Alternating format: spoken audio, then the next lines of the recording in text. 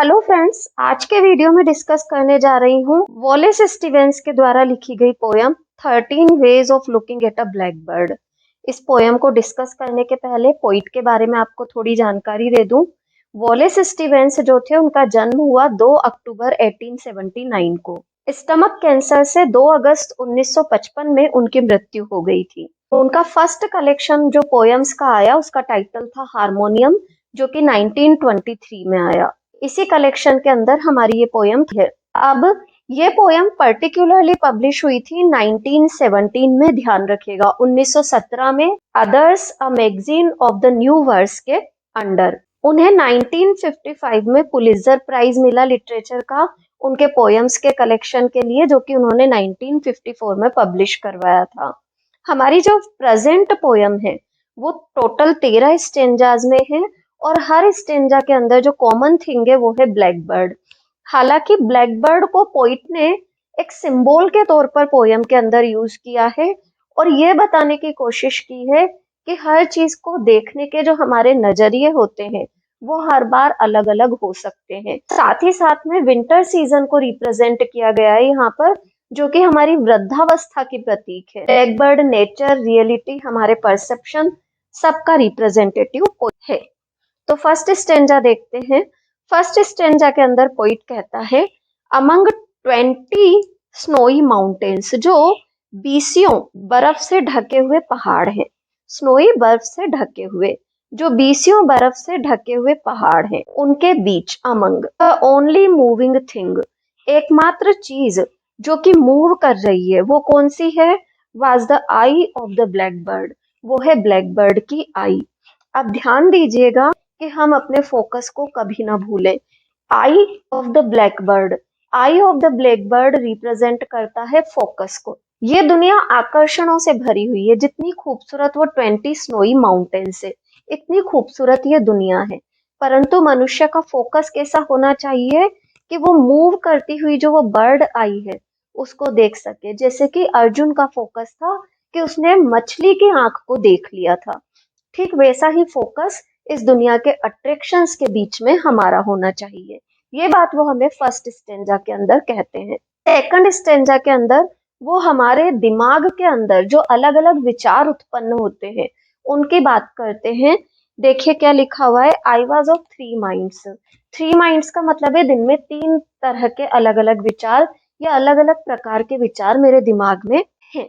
Like a tree, बिल्कुल एक पेड़ की तरह, in which there are 3 black birds, जैसे किसी पेड़ पर 3 ब्लैक बर्ड बैठे हों वैसे ही मेरे दिमाग में 3 अलग अलग विचार हैं। यानी कि मनुष्य के जो विचार होते हैं वो बार बार डिफरेंट होते हैं या मनुष्य का नजरिया बार बार बदलता रहता है। इस चीज को रिप्रेजेंट किया गया है सेकंड स्टेंजा के अंदर।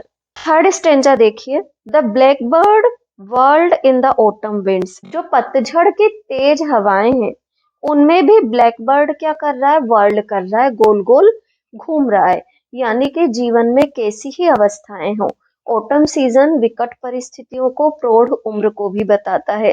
तो कैसी ही अवस्था हो, जैसे वो ब्लैक बर्ड मूव कर रहा है वैसे ही जीवन के चेंजेस के साथ मनुष्य को मूव करते रहना चाहिए, गति करते रहना चाहिए। It was a small part of the pantomime.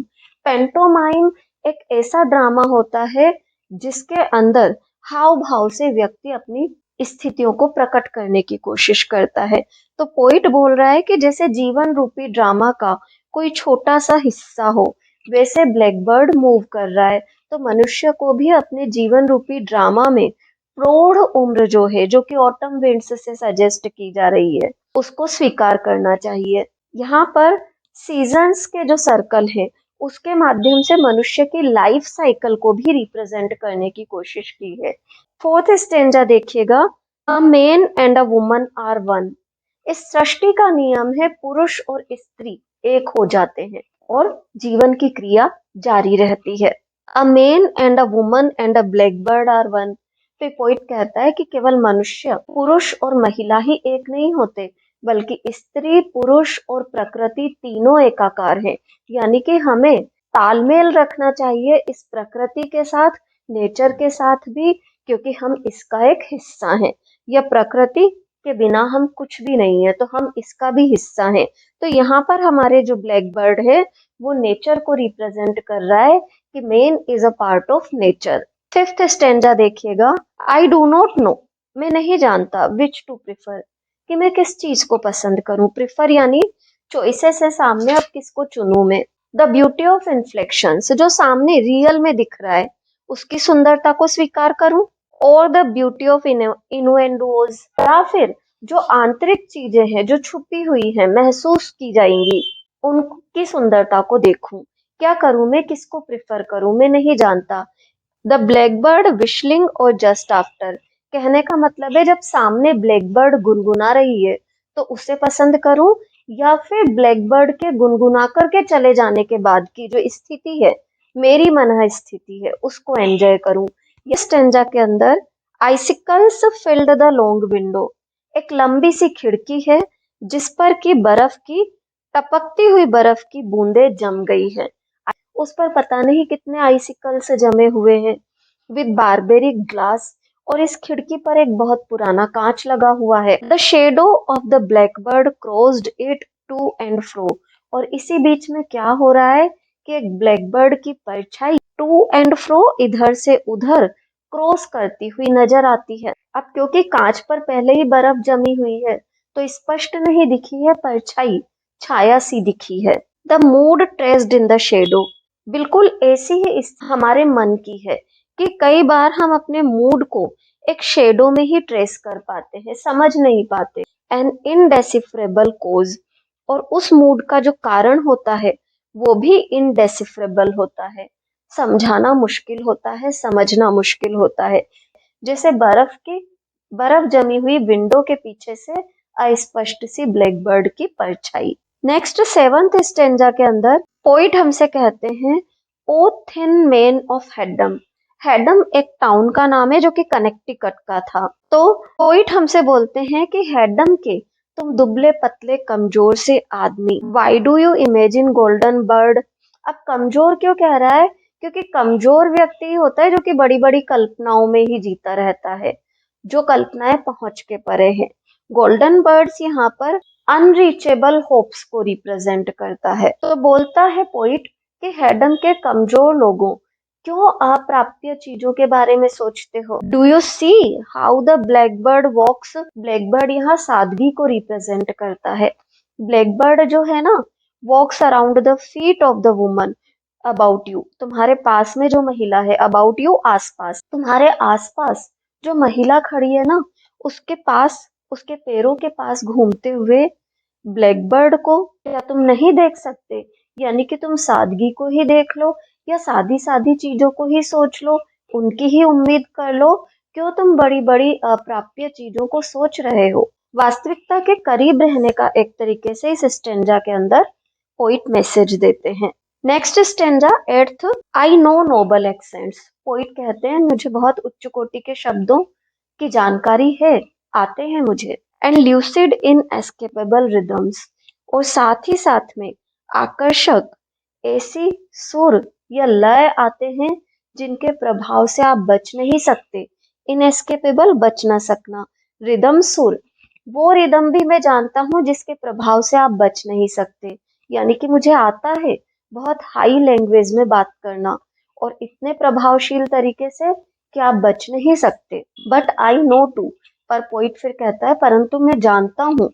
क्या जानता हूँ, that the black bird is involve in what I know, कि ब्लैक बर्ड जो है ना वो उस हर चीज में है जिसे मैं जानता हूँ। पोइट कह रहा है कि ठीक है, मैं एक्स्ट्रा ऑर्डिनरी चीजों को जानता हूँ परंतु मैं नेचुरल चीजों को भी जानता हूँ, या सामान्य चीजों पर भी मेरी उतनी ही पकड़ है जितनी की मेरी एक्स्ट्रा ऑर्डिनरी पर है। नाइन्थ स्टेंजा के अंदर पोइट इस ब्रह्मांड से जुड़ी हुई अन्य चीजों की ओर भी हमारा ध्यान आकर्षित करने की कोशिश कर रहा है। When the blackbird flew out of sight, जब ये जो सादी सादी चीजें हमारी नजरों से ओझल हो जाएं, ये ब्लैकबर्ड हमारी नजरों से जब ओझल हो जाता है, it marked the edge of one of many circles, तो बहुत से जो कॉस्मोस में दायरे हैं, इस ब्रह्मांड के जो अलग अलग दायरे हैं, उनके अलग अलग किनारों को भी वो हमारे लिए छोड़ जाता है।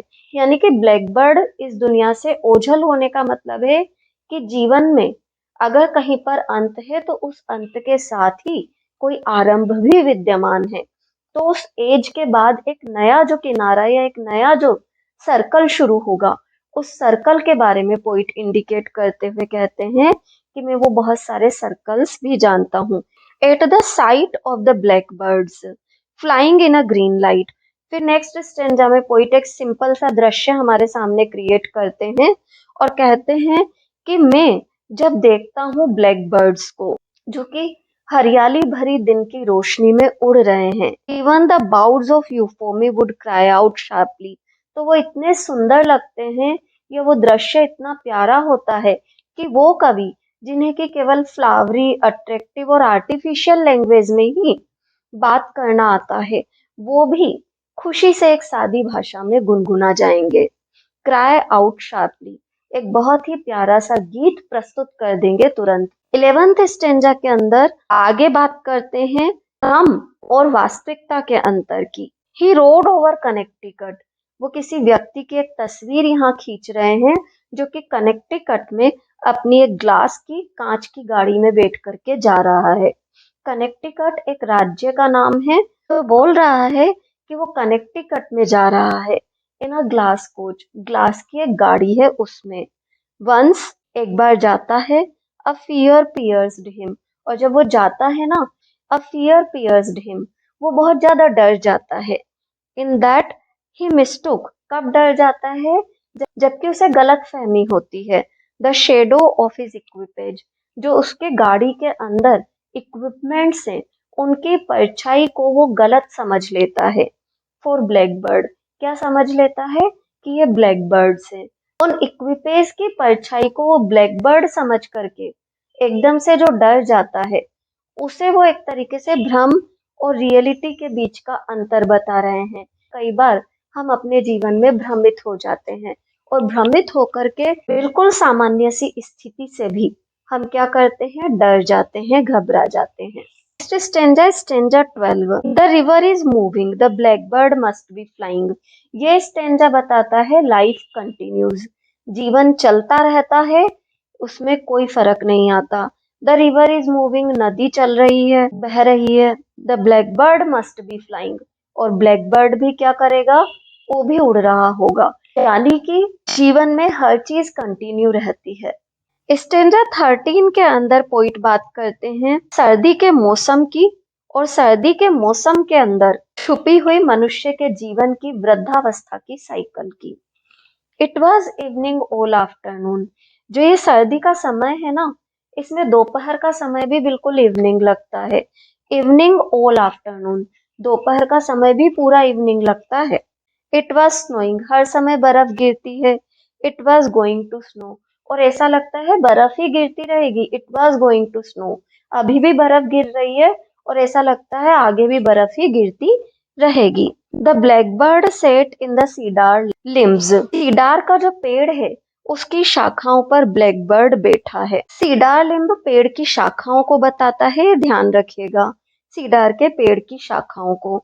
जैसे कि सब चीज कंटिन्यू है, जीवन में बुढ़ापा भी आएगा, बुढ़ापे के बाद मृत्यु भी आ जाएगी, परंतु हमें एंड्योरेंस को फॉलो करना होगा, जीवन के हर रूप को हमें स्वीकार करना होगा।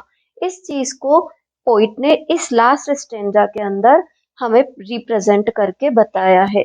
विंटर सीजन, ऑटम सीजन, मनुष्य के लाइफ साइकिल, नेचर, इन सब को रियलिटी, भ्रम, परसेप्शन, इन सब को पोइट ने इस पोयम के जरिए हमें अलग अलग 13 स्टेंजास के जरिए और ब्लैक बर्ड पक्षी के माध्यम से बताने की कोशिश की है। पोयम का मेरा एक्सप्लेनेशन आप लोगों को अच्छा लगा हो तो वीडियो को लाइक करें और चैनल को लाइक, सब्सक्राइब और शेयर जरूर करें। Thank you everyone.